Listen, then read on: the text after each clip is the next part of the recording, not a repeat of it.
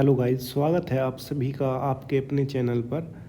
आज मैं आपके लिए रेलवे सामान्य अध्ययन यानी कि रेलवे एग्ज़ाम के लिए जनगणना एक टॉपिक लेकर आया हूँ।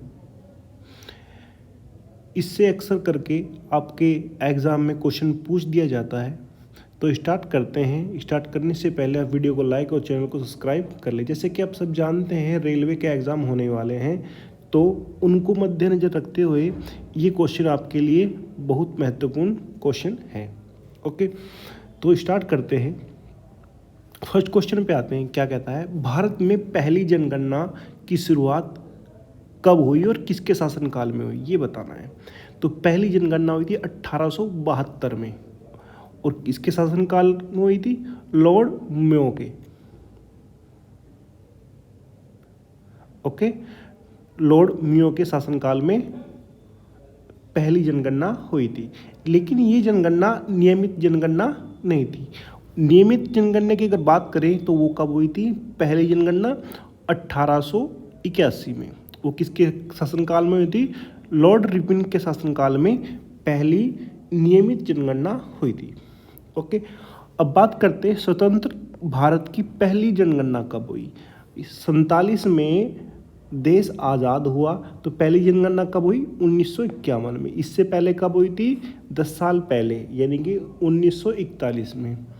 यानी कि 1881 से प्रत्येक 10 साल बाद जनगणना होने लगी, यानी कि 10 साल के बाद जनगणना होती थी। ओके, इसके बाद आते हैं जनगणना का महान विभाजक वर्ष 1921।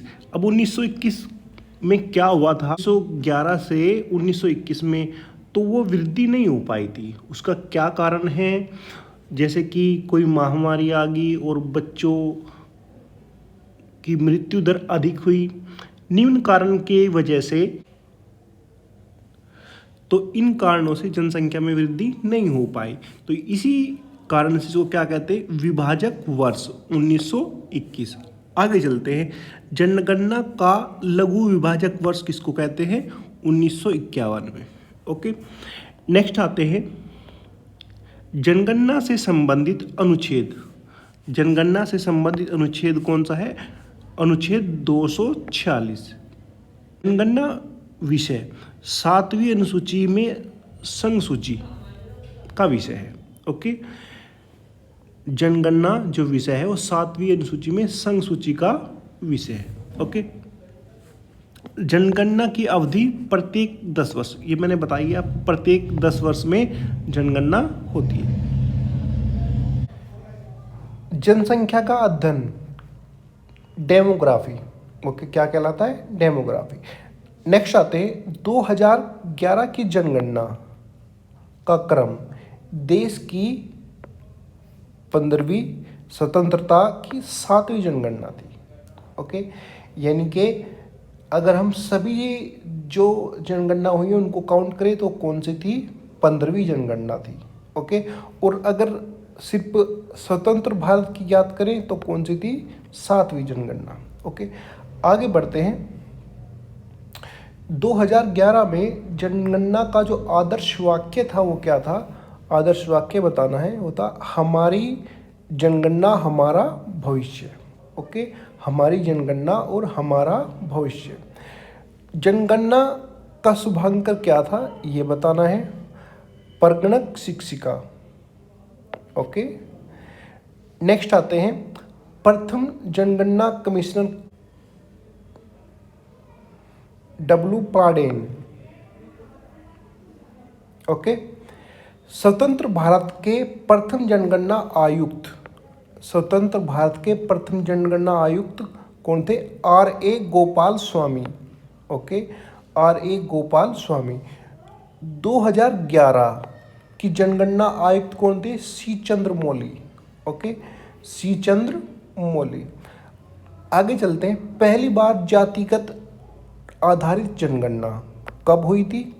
1931 में हुई थी।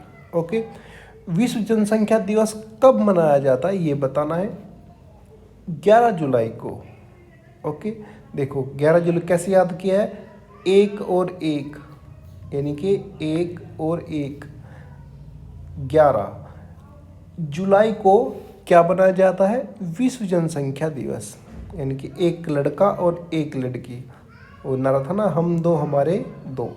ओके, तो क्या हो गया? 11 जुलाई।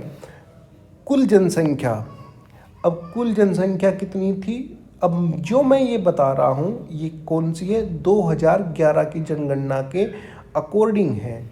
कितनी थी? 121 करोड़। ओके, याद रखना कितनी थी? 121.08, 121.08 करोड़। ओके, अब वर्तमान की अगर बात करें तो फिलहाल तो हम चाइना से भी ऊपर चले गए हैं। उस समय हम दूसरे नंबर पर थे जनसंख्या की दृष्टि से, अब पहले नंबर पर आ चुके हैं। ओके, लेकिन मैं ये बात कर रहा हूँ सिर्फ किसकी? 2011 की जनगणना के आधार पर जो आंकड़े दिए गए हैं। ओके, आगे बढ़ते हैं। भारत में विश्व जनसंख्या का भाग है। ओके, तो आपको पता होना चाहिए पूरे विश्व में जितनी जनसंख्या है उसका 17.5% भारत में निवास करता है। ओके, कितना निवास करता है? भारत में निवास करता है कितना? 17.5%, 17.5%। और पुरुषों की जो जनसंख्या है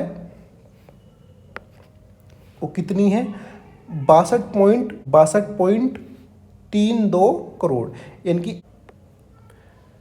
कितनी है? 62.32 करोड़। प्रतिशत कितना है? 51.47%। ओके, महिलाएं की अगर बात करें, महिला कितनी है? 58.75 करोड़। कितना परसेंट है? 48.53%। ओके, अब अगर हम वार्षिक वृद्धि निकालें और दशकीय वृद्धि निकालें, वो कितनी है? तो दशकीय वृद्धि तो है इनकी 10 वर्ष में कितनी वृद्धि हुई? 17.7% की वृद्धि हुई 10 वर्ष में। और एक वर्ष में कितनी हुई? 1.64% की वृद्धि हुई। कुल साक्षरता की अगर हम बात करें तो वो कितनी है? 73%, यानी कि 100 में से 73 व्यक्ति शिक्षित है। ओके, अब अगर हम बात करें पुरुष साक्षरता, वो कितनी है? 80.9%, यानी कि लगभग 81% क्या है? साक्षर है। महिलाओं की जो साक्षरता है वो पुरुषों की तुलना में कितनी है? 64.6%, यानी कि कम है। ओके, 64.6%। ओके, अब लिंग अनुपात की बात करें, 943 महिलाएं हैं, यानी कि अगर 1000 पुरुष है तो उस पर 943 महिलाएं हैं। ओके, 943 महिलाएं हैं। शिशु लिंग अनुपात कितना है? कितने से कितने वर्ष? 0-6 वर्ष की बात करते हैं हम, तो कितने? 919 आते हैं। जनसंख्या घनत्व, जनसंख्या घनत्व 382, यानी कि 1 वर्ग किलोमीटर में 382 व्यक्ति रहते हैं। कहाँ पर? भारत में। पूरे भारत का जो जनसंख्या घनत्व है कितना है? 382। सर्वाधिक लिंग अनुपात कहाँ पर है? सर्वाधिक लिंग अनुपात केरल में है। ओके, यहाँ पर 1084 महिलाएं हैं 1000 पुरुषों पर, यानी कि जो 84 महिलाएं हैं वो एक्स्ट्रा हैं।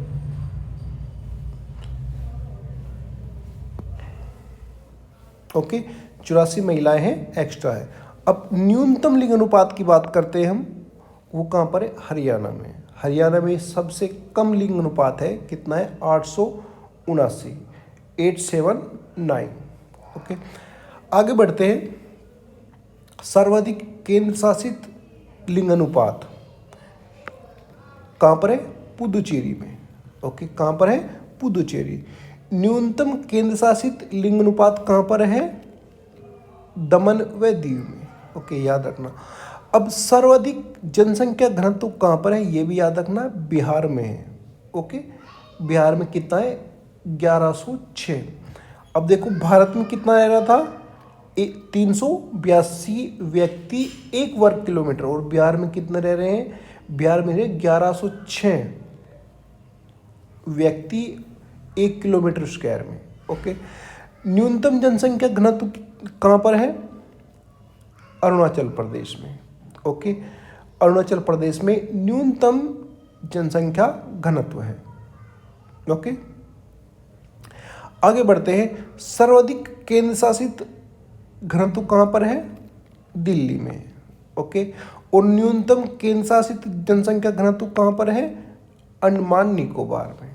ओके, अब ये जो बिहार बताया मैंने राज्य में बताया है। ओके, और अगर हम केंद्र शासित प्रदेश की बात करें तो न्यूनतम केंद्र शासित प्रदेश कहाँ पर है? अंडमान निकोबार, और अधिकतम कहाँ पर है? दिल्ली में। ओके, सर्वाधिक जनसंख्या किसकी है? उत्तर प्रदेश की है। कितनी है? 2011 की जनगणना के अकॉर्डिंग 19.98 करोड़।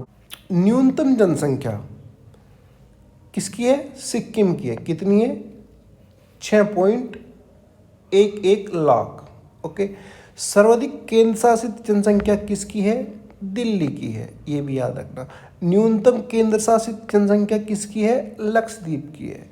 एकमात्र राज्य जहां जनसंख्या घटी है, कहां पर घटी है? नागालैंड में। सर्वाधिक साक्षरता किसकी है? केरल की। कितनी है? 94%, यानी कि 100 में से 94 व्यक्ति वहां पर एजुकेटेड है। ओके, न्यूनतम साक्षरता बिहार में कितनी है? बिहार में कितनी है? 61.8%। और न्यूनतम महिला साक्षरता बिहार में कितनी है? 51.5%। ओके, सर्वाधिक केंद्र शासित साक्षरता किसकी है? लक्षद्वीप की। ओके, लक्षद्वीप की। न्यूनतम केंद्र शासित साक्षरता किसकी है? अधिकतम जनसंख्या जिला ठाणे, ये कहाँ पड़ता है? महाराष्ट्र में। ओके, अब कम जनसंख्या जो जिला है वो कहाँ है? दिबांग घाटी, कहाँ पर है? अरुणाचल प्रदेश। ओके, अब अधिक जिलों वाला राज्य कौन सा है? ये भी याद रखना है, उत्तर प्रदेश। ओके, सबसे अधिक जिले कहाँ पर है? उत्तर प्रदेश में। कितने हैं? 75 जिले। ओके, तो ये एक छोटी सी वीडियो थी आपकी जानकारी के लिए। ओके, तो उम्मीद करता हूँ ये आपको पसंद आई होगी। तो वीडियो को लाइक करें और चैनल को सब्सक्राइब करें। Thank you for watching.